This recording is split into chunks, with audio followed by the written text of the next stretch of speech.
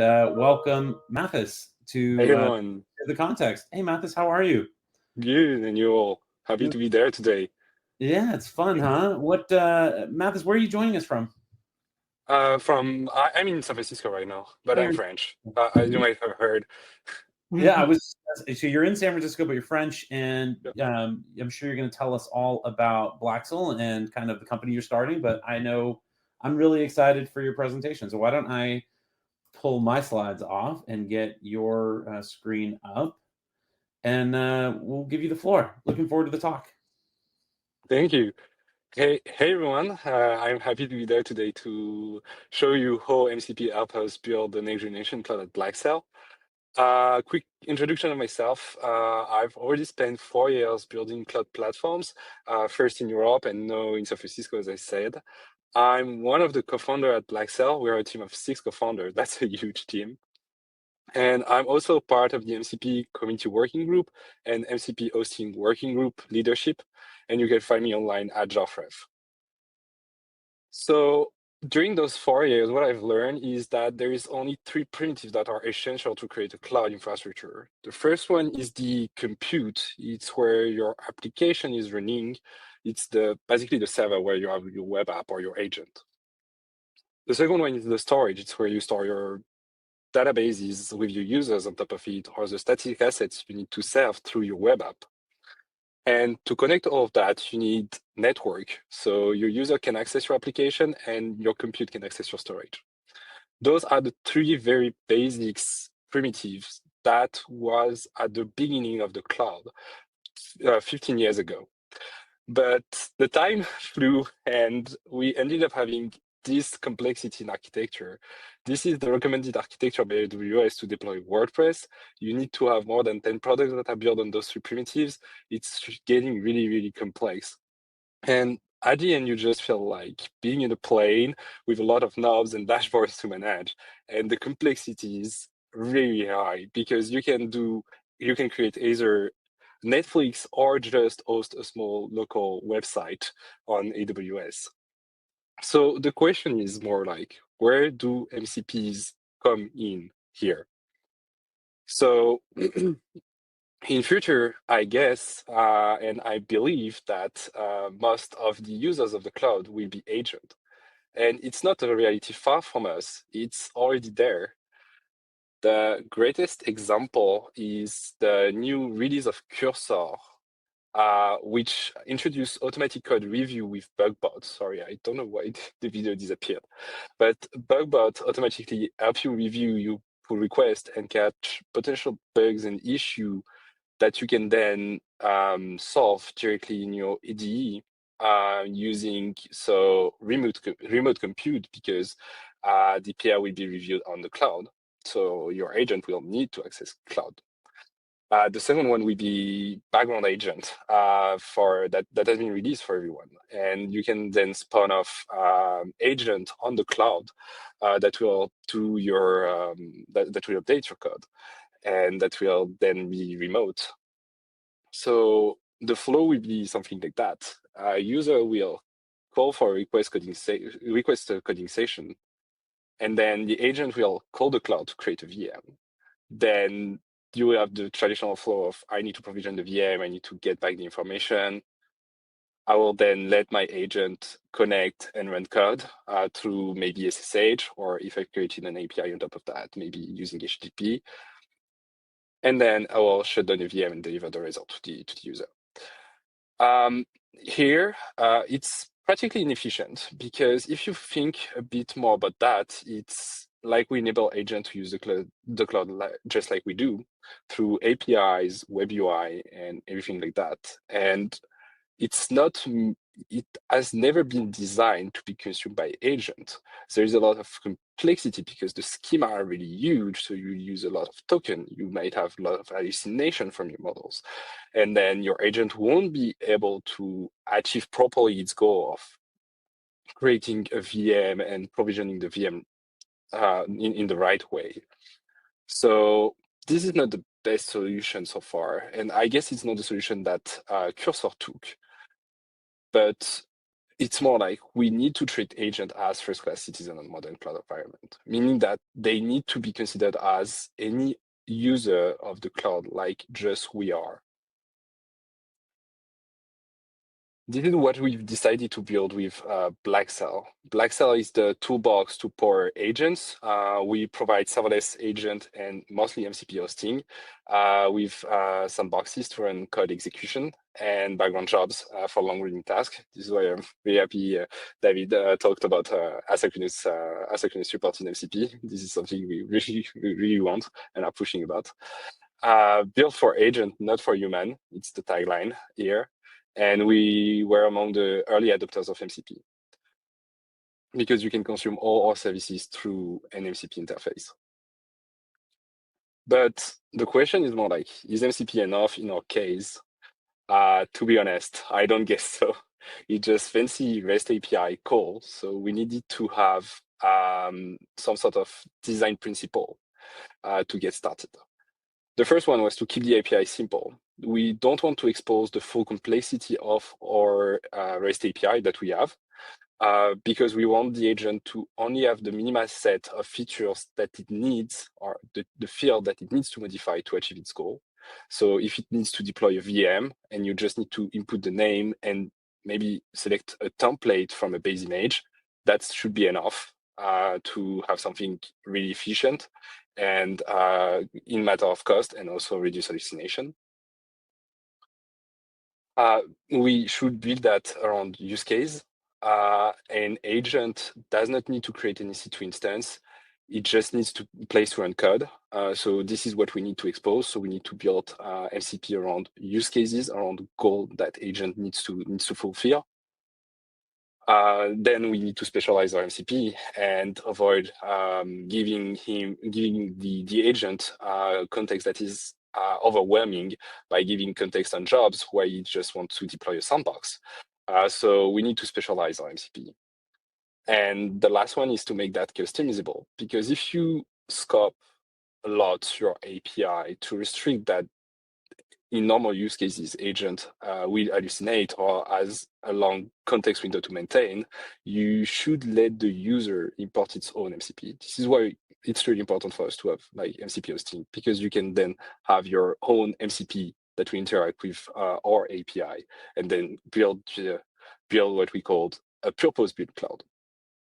This is the cloud your agent will leverage and that will be based only on its use case. So what's different? It's not really different here, except we have added an MCP server, which changed a lot of things. We have the same starting flow. The user will request a coding session, but instead of for the agent to have to handle the creation of the VM and provisioning of the VM, it will be a goal-oriented action. It will be a tool call. The tool call will be like, start a coding session from this GitHub repository.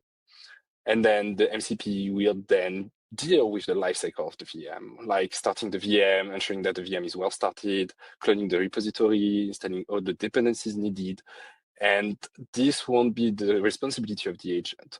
It avoids that if you want to let your agent provision those VM to have some sort of hallucination on the road, and you just scope out to what's the purpose of the agent first.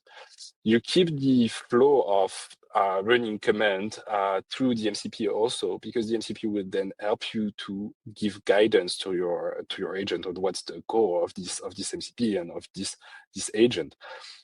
Basically, if you just are doing web development and you are just using TypeScript, you will just create tools that are related to TypeScript. You won't just say, hey, I have a tool to execute command. You will say, hey, I have a tool to install this JavaScript dependency. So it improves the capabilities of the agent. And then still the MCP will deal with the shutdown of the VM and the lifecycle and on the behalf of the agent, which makes that easier. But it's not that easy to create an architecture like this. The first challenge is the network. Since we are adding a new layer in this communication, we need to maintain more connections. And the MCP protocol is not really designed for efficient network communication. There is a lot of round trips because you have the initialization, the tool listing call, and then you can then do tool call. So we needed to improve the network significantly. So we've decided to build our own transport layer based on WebSocket, because at this point we can then avoid having like a lot of HTTP communication going on and just have maintained connection through WebSocket. So it helps us avoid like reduce the number of connections we have to maintain. But still, we are looking for a better solution if there is any. The security. I mean, if we give agent access to the cloud or to your cloud through MCP, that's create a new attack surface, and it's multiplied by the number of MCP the user can create. So the security is something we are really willing to solve. We have zero trust strategy already, but the last test release of MCP would help us to improve the security even more. The third part is the density. If we have some sort of like API for every agent, a cloud API for every agent, the density is critical, because you definitely need more compute to achieve that. And you don't want that your user to overspend on your cloud, and you want to keep the traditional cloud provider cost. So density is the key here. So we are working on serverless architecture where like containers can start in less than 25 milliseconds to ensure that density is really high on our servers. And the last part is the observability. If you are creating a lot of connection, you have a lot of density, people want to see what's going on the platform. And so this is what we are doing. It's that we are building the observability and auditability to help understand how the cloud is consumed by the agent. So it's the time for a quick demo. In this demo, what I want to show you, it's a really basic example of what you can build using this purpose-built cloud. So we will have a user that we call an agent. This agent will then create a sandbox on Blaxel, which is simply a VM that has an MCP integrated.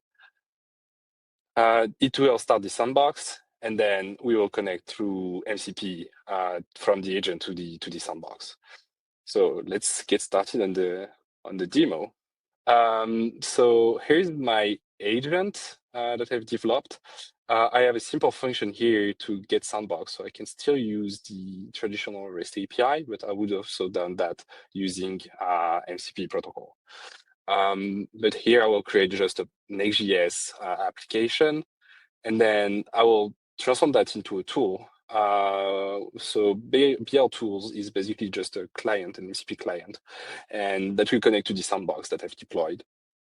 And then I will just chat with my agent to get to know how it goes, what tools do you have, what are the files inside the VM, and things like that. So to create this agent, I just had to I just did BL create agent app, and with the name followed by the name of the agent. And to deploy, I just need to do BL deploy.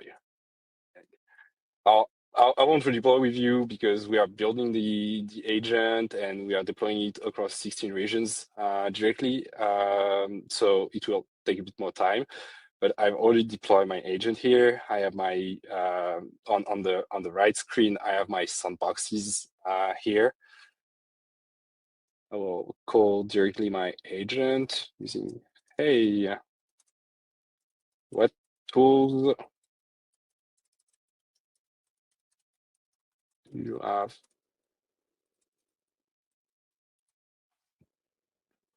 So here it will wake up the agent that is in serverless, and then we will have some times where it will create the sandbox. You can also see that there is a lot of things that you can observe on the agent. Oh, here we go. We have our sandbox just here. So it's currently deploying, it's then deployed. So the agent is then connecting to the sandbox. And here we go. We can see that we have access to various operations. We say, okay, please list files in Slash. And you will have, once again, a tool call that will be made, and that will be faster because we are using WebSocket under the hood, and then WebSocket keeps the connection. So you have still a connection that is maintained between your agent and your sandbox. We saw that it helped us improve by 50% the performances, something like that. And there we go. You can see you have the whole operating system available. So in conclusion, what's next for us? First of all, we'd love to have a secondary support in MCP. Glad to have here today that it's the same on the Tropic team side. We are currently contributing to shape it inside the MCP hosting working group. We have 4 open either discussion or pull request. I guess it's a lot. we need to focus a bit more on what will be the most relevant way to tackle this problem. But happy to share more about that. The second one is to make WebSocket a widely adopted transport. I know it's already a topic inside the MCP community that the core maintaining team is not in favor of WebSocket.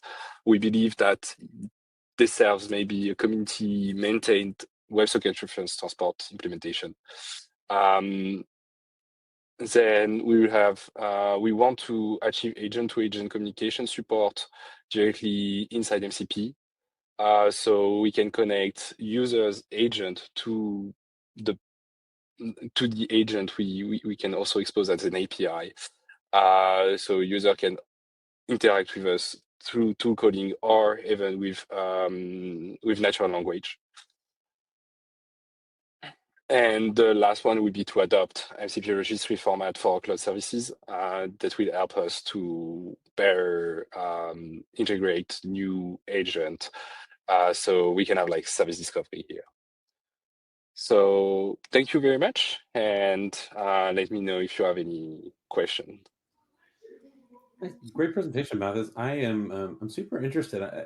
Help me understand just a little bit more about your company. So you touched on this a little bit, but I sort of missed some of the context. So Blaxel is a cloud provider. You guys are offering infrastructure as a service effectively with an MCP layer in front of it. How long has the service been available? What's the history of Blaxel? Oh, sure. Happy to share. So we've started on September/October. We've been starting to host models. So the first idea on Blaxel was, yeah, we need to host models, AI models, and clearly that was not a good business model. There's a lot of people doing AI hosting and they are doing it better than us. So we decided to pivot a bit on saying, okay, we all have a background in cloud computing, in building cloud infrastructure. We know that in the future, we will have millions of agents. We will have millions of MCP. We will have millions of applications that will be built by agents also. And we will need the infrastructure to host that. And this is why we've decided to say, okay, AWS, Google, or other cloud provider like this won't be able to achieve this. And so we decided to say, yeah, that will be us. And so we are building from a Vercel-like approach to a more low-level approach, like with sandboxes and jobs. When you say Google and AWS and stuff won't be able to, like, what's the reason? Like, why? Why do you feel like the dominant cloud providers of today are not the right fits for agentic, kind of development and agentic infrastructure? Yeah, good question. First of all, for me, it's just a matter of density. If you take the way the cloud has been built, we've built that in a way that you will first serve static application. That was the beginning of the web era.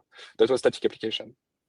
Then we moved to less static application, like website with databases and REST API, and that leads us already to have some people dying on the road, unfortunately. And so here, in this new revolution that we have on having agents, is that the traditional cloud has been built to be, how could I say that? To be a south to north orientation, meaning that traffic goes in and then goes out of the data center. But with agent going on, you will have a lot of interaction in east-west direction, meaning that it's the same data centers, you will have a lot of connections open, and you will have a lot of services that will start and stop. Because your agent does not need to have access to the tool all the time during all its lifespan, but only in the time it needs the tools to do a tool call. So you want to reduce the number of applications you're running. And most of the modern clouds weren't built on that purpose, on being serverless first and being able to handle this amount of network traffic. So there is one solution. Either you expand your data centers and you have to maintain still more network connections through your overall data center, or you say, hey, I want to have more density on the same server, and then I can run more agents and have more applications that are connected together on the same server and reduce the network latency. So is a lot of what you think is differentiating about Blaxel its approach to density and its approach to how it actually places workloads and connects workloads to one another? Is that some insight like you guys have, is that we can put agents that are going to want to talk to each other on the same host or on the same, rack or something that sort of reduces the amount of traffic overwhelming? Exactly. I mean, I would kind of throw out there, I think the biggest challenge the traditional cloud providers has is not actually any of the infrastructure, technology, any of that. It's actually DevOps and the culture. It's the addition, the clouds, the way the clouds, they cater towards, traditional infrastructure, what used to be faster cycle times of, but now that's kind of viewed as slow. So, I think there's a chance with MCP and agents, there's just this kind of different culture or different way of deploying and writing these things that is just not really compatible with the traditional way of doing things in the cloud. It's just, frankly, it's just too slow and expensive to do it the, AWS way or the, Sounds like you're sort of buying it, Darren. Do you think that I liked your image, Mathis, of flying a plane, because, running a website in AWS feels that way. I think to most of us, especially if you're not working inside an enterprise and you're dealing with sort of the traditional DevOps flow. But that all being said, I mean, to deal with complexity, isn't that half of the value of AI agents, is they can deal with that complexity for us while still, I had this thought the other day. There's a freeway next to my house that's been being remodeled for 25 years. They've been expanding this freeway. And I was thinking to myself, like, why is it taking, what's the real underlying reason that this has taken 25 years, and to build it originally it took 3 years? And I think the truth, that at least partially, is that over the last 50 years, we have implemented so much process and security and safeguards and like approvals, and that, like, it's not like driving a dirt earth mover is slower than it used to be. If anything, it's faster than it used to be. But to get everything aligned so that earth mover can move, it takes an army of approvals and security steps and safety tape and a million other things to make it as potentially safe as humanly possible. And I think that's almost exactly what we've applied to IT and to development of apps, is that every step to sort of reduce risk, because the cost of risk has become so high, right? The cost of a loss, the cost of data breach, the cost of, unacceptable transactions have all become so high that we've built in so much controls that pace is, of course, the consequence, that we lose pace. But isn't that what agents theoretically might be able to solve for us? That AI tackling this could give us that same level of security without needing so much of a burden of, control? Yeah, that's a great point. I guess, yeah, agents are somehow, we will somehow help with that. But I still believe that the cloud that like we know right now, the one from AWS, Google, and all those A player, and I've been working one of the largest European cloud providers, so that was pretty much the same. It's inherently not designed to be the cloud that you want in the future. Use cases are cloud are built on the idea that every use case should be running on top of that. So you're on Netflix, you use the same API as maybe Blaxel, that is a startup. And so you will have to transform your intent that is, okay, I want to deploy an application, or I want to connect this application to this application A to this application B. You will need to transform that into complex API and complex architecture. Your agent can do that too. But since it's complex, you want to reduce the complexity even for your agent because you want it to be the most performant as possible. And if you just rely on, agents will get better, it just means, my model will get better, maybe bigger, and maybe it will be more expensive. Yeah, I mean, so there is a good ratio to maintain here, I guess. I would be hesitant to say because it's like AWS does have Lambda. They do have. I mean, it's like AWS and Google have incredible data center technology. I mean, they're building their own chips at this point, right? So it's hard to say that there's actually density, network, any of these things are actually fundamentally wrong. But I do think they're still at a huge disadvantage right now. Okay, guys, we got to wrap up. I want to make sure we have Radovan gives plenty of time. Mathis, thanks for coming on. This was a great talk. Thank you. Really interesting. I'm sure, especially Darren and I, who spend a lot of our time on computing clouds, really enjoyed it probably. Yeah. Go on forever about clouds. Right, or he builds the cloud, so he has lots of stupid opinions about building clouds almost always. So Mathis, thanks so much. Have a awesome day. Thanks for joining us.